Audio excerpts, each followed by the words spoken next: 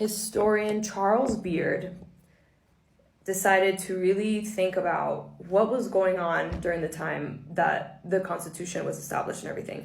And in short, he said, the rich must, in their own interest, either control the government directly or control the laws by which government operates. Beard applied this general idea to the Constitution by studying the economic backgrounds and the political ideas of the 55 men who gathered in Philadelphia in 1787 to drop the Constitution. He found that a majority of them were lawyers by profession, that most of them were men of wealth in land, slaves, manufacturing, or shipping, that half of them had money loaned out at interest, and that 40 of the 55 held government bonds according to the records of Treasury Department.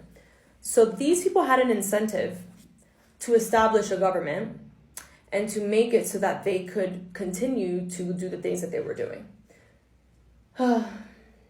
By 1787, there was not only a positive need for strong central government to protect the large economic interests, but also immediate fear of rebellion by discontented farmers. The chief event causing this fear was an uprising in the summer of 1786, known as Shays' Rebellion.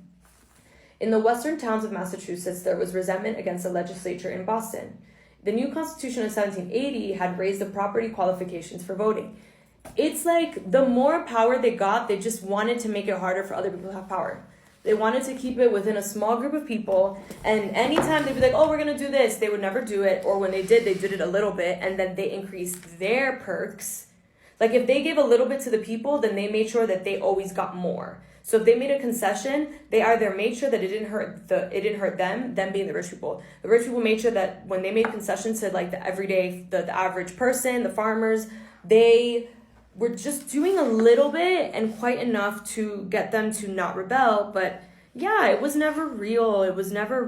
And what they ended up doing was just like getting greedier and greedier. They were putting farmers who owed money in jail, and they were just absolute pieces of shit.